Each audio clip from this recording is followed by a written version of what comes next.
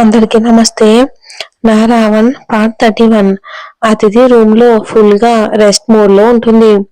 అభి అతిథి రూమ్ లోకి వెళ్ళి తన టాయ్ షాప్ లో అతిథి కోసం తీసుకున్న బొమ్మని అతిథికి జాగ్రత్తగా గుర్తు పెట్టుకుని రూమ్ కి తెచ్చుకోవటం, తన పక్కనే పెట్టుకోవడం చూసి నవ్వుకుంటాడు. అభి, అతిథి, నా లైఫ్ లోకి నువ్వు రావటం అదృష్టమా దురదృష్టమా? నిన్నటి దాకా నేను ఆలోచించలేదు. అనురాగ్ గురించి ఆలోచిస్తే మాత్రం అదృష్టమే అనుకోవాలి. నువ్వులా ఉండుంటే ఇన్ని కష్టాలు ఉండేవే కాదుగా అని అనుకుని బాధపడతాడు. సీతమ్మ అతిథి రూమ్ లోకి వచ్చి అభిని చూసి హ్యాపీగా ఫీల్ అవుతుంది. పర్వాలేదు అభి బాబు, కొంచెం కొంచెం మారుతూ వస్తున్నారు అని లోపలి సంతోషపడిపోతుంది. అభిని డిస్టర్బ్ చేయకుండా తను తీసుకొచ్చిన పాలతో సహా వెనక్కి వెళ్ళిపోతుంది సీతమ్మ. అనురాగ్ అభి దగ్గరికి వస్తాడు. అతిథి చెయ్యి గట్టిగా పట్టుకుని లాగుతాడు. అతిథికి మెలకు వస్తుంది. అనురాగ్ తో పాటు అభి వాయిస్ విని అలాగే ఉండిపోతుంది.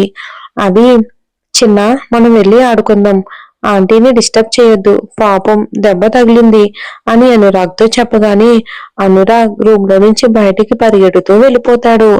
అభి అతిథి దుప్పటి సరిచేసి డోర్ క్లోజ్ చేసి బయటికి వచ్చేస్తాడు. అతిథి, అభిలో ఇంత చేంజ్ నమ్మలేకపోతున్నాను. మాట్లాడితే కోపంతో ముద్దు పెట్టి హగ్గులు ఇచ్చి అభి ఛాన్స్ ఉన్నా నన్ను టచ్ కూడా చేయలేదు. అంటే నా మీద కోపంతో చేస్తున్నాడే కానీ ఫీలింగ్స్ ఏమీ లేవు. అభి చాలా ఇంట్రెస్టింగ్ క్యారెక్టర్ అని ఆలోచిస్తూ ఉంటుంది అతిథి. అతిథి రూమ్ లో నుంచి ఫ్రెష్ అయ్యి బయటికి వస్తుంది మెల్లగా. అతిథి నవ్వుతూ అభి వైపు చూస్తుంది. హలో అభి గారు, కొత్తగా నాకు మర్యాదలు చేస్తున్నారేంటి అని ఆశ్చర్యంగా అడుగుతుంది. అభి, మా వల్ల కష్టపడాల్సి వచ్చింది కదా, అందుకే కొంచెం సాఫ్ట్ కార్నర్. అలా అనుకుంటే ఎప్పటి నుంచో మీరు నన్ను కష్టపెడుతున్నారు కదా అంటుంది. ఏదో ఛాన్స్ వచ్చిందని ఓవర్గా మాట్లాడొద్దు, సైలెంట్ గా జ్యూస్ తాగు అని సీతమ్మ అతిథికి ఎదురుగా పెట్టిన జ్యూస్ గ్లాస్ తీసి ఇస్తాడు అభి. అతిథి బాధగా జ్యూస్ తాగుతూ ఉంటుంది. అభి మీతో మాట్లాడాలి అంటుంది.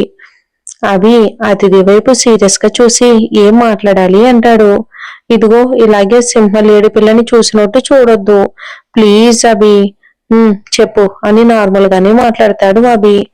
అసలు ఛాన్స్ ఇవ్వని అభి చెప్పు అనడంతో రెట్టింపు ఉత్సాహంతో మొదలు పెడుతుంది అతిథి. అభి, నేను చాలా సార్లు మీతో నార్మల్ గానే మాట్లాడాలి అనుకున్నాను. మీ మూడ్ ఎలా ఉంటుందోనని నా భయం, ఎలా రియాక్ట్ అవుతారోనని బెదురు ఎక్కువైపోయి కామ్ గానే ఉండిపోయాను. ఇప్పుడు కొంచెం ధైర్యం వచ్చింది అని అనగానే అభి అతిథి వైపు వారచూపు చూస్తాడు. అతిథి, వీడేంటి రకరకాల ఎక్స్ప్రెషన్స్ పెడుతున్నాడు, ఇప్పుడు మాట్లాడితే కొడతాడేమో అని అనుకుంటూ ఉండగానే మాట్లాడుతుంది. అభి గారు, మీరు నన్ను ఎందుకని ఇలా బలవంతంగా తీసుకొచ్చారో నాకు తెలియదు, కానీ నా మీద మీకు కోపం ఉందని అయితే అర్థమైంది. ఆ కోపం ఎందుకో చెప్తే ప్రాబ్లం సాల్వ్ అయిపోతుందని నా ఉద్దేశం. ఎన్ని రోజులు నేను ఎలా ఉండిపోతానో చెప్పండి. మీకు కోపం ఎక్కువ అవడం తప్ప ఉపయోగం ఏముండదుగా. అదే మీరు ఓపెన్ గా మీ ప్రాబ్లం ఏంటో చెప్తే మనం సాల్వ్ చేసుకుంటాం. ప్రతి ప్రాబ్లం కి ఒక సొల్యూషన్ ఉంటుంది. ఒకసారి ఆలోచించండి ప్లీజ్. మీరు బాగా చదువుకున్నారు, అన్నీ తెలిసిన వారు, అలాంటప్పుడు మరి ఎందుకిలా నేను ఏమైపోవాలి అని బాధపడుతుంది. అతిథి మాట్లాడినప్పుడు అభి మొహంలో రంగులు మారుతూ ఉంటాయి. అతిథి మీద బాగా కోపం వస్తుంది. తన హెల్త్ బాగోలేదని కోపాన్ని కంట్రోల్ చేసుకుని, అతిథి, నేను చాలాసార్లు చెప్పాను నీ అంతటా నువ్వే తెలుసుకో అని. ఎలా ఎలా తెలుసుకోవాలి? అసలు మిమ్మల్ని ఎప్పుడూ చూడలేదు, మాట్లాడలేదు, పరిచయం లేదు. ఇప్పుడిప్పుడే మీ గురించి తెలుసుకోవడానికి ట్రై చేస్తున్నాను. మీరు కనీసం నాకు ఒక క్లూ కూడా వదలలేదు. ఇలా చేయటం అన్యాయం. డబ్బుంది, ఏమైనా చెయ్యొచ్చు అనుకుంటున్నారేమో, ఏం చేయలేరు. మీలాంటి ఒక తండ్రిని బాధ పెడుతున్నారని మీరు గుర్తు పెట్టుకోండి అని ఏడుస్తూ వెళ్ళిపోతుంది అతిథి. సీతమ్మ కళ్ళల్లో కన్నీళ్ళు వస్తాయి. తన పైటతో కన్నీళ్లు తుడుచుకుని అభి దగ్గరికి వెళ్తుంది సీతమ్మ. బాబు, నేను మీకు చెప్పే అంతటి దాన్ని కాదు, కానీ ఒక్కటి మాత్రం నిజం. నేరం ఏం చేశారో తెలియకుండా శిక్ష అనుభవించేలా చేయటం ఇంకా పెద్ద నేరం. ఎందుకంటే ఎవరి ఆలోచనలు ఎప్పుడు ఎలా మారిపోతాయో ఎవరికీ తెలియదు. ఏమో, మీరే తప్పుగా ఆలోచించి ఉండొచ్చుగా అని వెళ్ళిపోతుంది సీతమ్మ. అభి ఆలోచనలో పడతాడు. నేను అతిథి విషయంలో నిజంగానే ఓవర్గా బిహేవ్ చేస్తున్నానా? సీతమ్మ కూడా రియాక్ట్ అయ్యిందంటే ఆలోచించాల్సిందే అని చాలాసేపు ఆలోచిస్తాడు అభి. కొంతసేపటికి ఏదో నిర్ణయానికి వచ్చినట్టు లేచి అతిథి రూమ్కి వెళ్తాడు. అతిథి సైలెంట్ గా కూర్చుని ఆకాశంలోకి చూస్తూ ఉంటుంది. అభి అతిథి అనగానే కళ్ళల్లో నీళ్లు తుడుచుకుని వచ్చి అభి దగ్గర కూర్చుంటుంది. అభి, నిన్ను ఎక్కువ బాధ పెట్టినందుకు సారీ. ఒకటి మాత్రం చేయగలను, ఫ్రెండ్షిప్. ఇవాళ నుంచి మనం ఫ్రెండ్స్, ఓకేనా? అతిథి హ్యాపీగా థ్యాంక్ యూ అభి గారు అని హ్యాండ్ ఇస్తుంది. అభి, ఇవాళ నుంచి అభి ఫ్రెండ్షిప్ ఎలా ఉంటుందో చూస్తావు, కానీ వేరే ఆలోచనలు చేయకూడదు. చేస్తే మళ్ళీ ఫ్రెండ్షిప్ కట్ అని వార్నింగ్ ఇస్తాడు. సరే, ఇప్పుడు త్వరగా టాబ్లెట్లు వేసుకో. ఇవాళ ఈవినింగ్ అందరం డిన్నర్ కి వెళ్దాం. ఇది అనురాగ్ మీద నువ్వు చూపించిన కన్సర్న్ కి హ్యాపీగా నేను నీకు ఇచ్చే గిఫ్ట్ అని చెప్పి వెళ్ళిపోతాడు. అతిథి అభి వెళ్ళిపోగానే రూమ్ లోనే డాన్స్ చేస్తుంది. సీతమ్మ అతిథి రూమ్ కి వచ్చి చూసి నవ్వుకుంటుంది. అదిదమ్మా, ఏంటి పిచ్చి గంతులు? అతిథి, మీ సార్తో ఇప్పటికీ ఫ్రెండ్షిప్ దాకా రాగలిగాను. మీరు అనురాగ్ బాబు కోసం అంత పెద్ద సాహసం ఎలా చేయగలిగారమ్మా అని అడుగుతుంది. అదేంటి సీతమ్మ అలా అడుగుతున్నావు? పసివాడు కదా, అలా ఎలా చూస్తూ ఊరుకుంటాం చెప్పు. నా ప్లేస్ లో నువ్వు ఉన్నా కూడా ఖచ్చితంగా అలాగే వెళ్తావు అని నవ్వుతుంది. ఇంకా సీతమ్మ, అతిదమ్మ, మీ మంచి మనసుకి మీకు లక్షణమైన మొగుడు వస్తాడు అని అనగానే ఒక్కసారిగా అతిథి ఎందుకో డల్ గా మారిపోతుంది. అతిథి, నా లైఫ్ లో ఉన్న కాంప్లికేషన్స్ నీకేం తెలుసు సీతమ్మ అని అనుకుని తనలో తనే బాధపడుతుంది పాపం. నిహాష్ రూమ్ లో వర్ష నిహాష్ తో మాట్లాడడానికని రెడీ అవుతుంది. నిహాష్ ల్యాప్టాప్ లో ఆఫీస్ వర్క్ చేస్తూ ఉంటాడు. నిహాష్, మన పెళ్ళై ఎన్ని రోజులు అవుతుంది? మనకు ఒక ఎంజాయ్మెంట్ లేదు, ఏమీ లేదు. కనీసం హనీమూన్ కూడా వెళ్ళలేదు. స్విట్జర్లాండ్, మాల్దీవ్స్ ఇలా ఎక్కడికైనా వెళ్ళొద్దామని అడుగుతుంది. నిహాష్, ఆఫీస్ లో చాలా ప్రాబ్లమ్స్ ఉన్నాయి వర్ష. అవన్నీ వదిలేసి వెళ్ళిపోతే ఎలా? నేనే కదా చూసుకోవాలి. మన కంపెనీ ఆల్రెడీ లాస్ లో ఉంది అని అంటాడు. ఇక అని మూతు ముడుచుకుంటుంది వర్ష.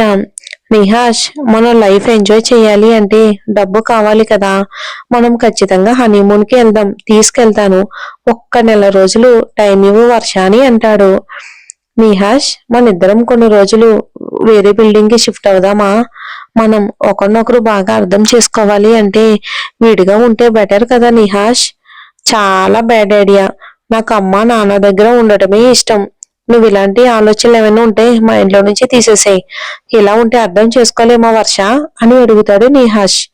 వర్ష ఇప్పుడు సైలెంట్ గా ఉండటమే బెటర్ అని అనుకుని సరే నీ ఇష్టం నిహాష్, నాకు అనిపించింది అడిగాను అంతే. నిహాష్ వర్ష దగ్గరికి వచ్చి మన ఫస్ట్ నైట్ మనం ఈ వేళ ప్లాన్ చేసుకుందాం. డిన్నర్ చేద్దాం, ఎంజాయ్ చేద్దాం. ఈవినింగ్ త్వరగా వచ్చేస్తాను. వర్ష, ఓకే నిహాష్, నేను వెయిట్ చేస్తూ ఉంటాను.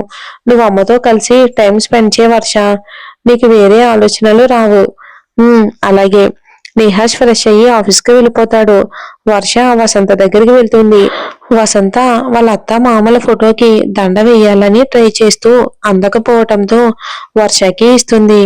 వర్ష దండ వేయబోయి తడబడి ఫోటో కింద పడేస్తుంది. ఫోటో పగిలిపోతుంది. చంద్ర ఆఫీస్కి బయలుదేరుతూ వర్ష చేసిన పనిని చూస్తూ కోపంతో అరుస్తాడు. వర్ష, కొంచెం జాగ్రత్తగా పనిచేయడం నేర్చుకో అంటాడు. వసంత సైలెంట్ గా నిలబడి చూస్తూ ఉంటుంది. మావయ్య ఇంకొకటి చేయించమని నిహాష్కి చెప్తానులే అని అంటుంది.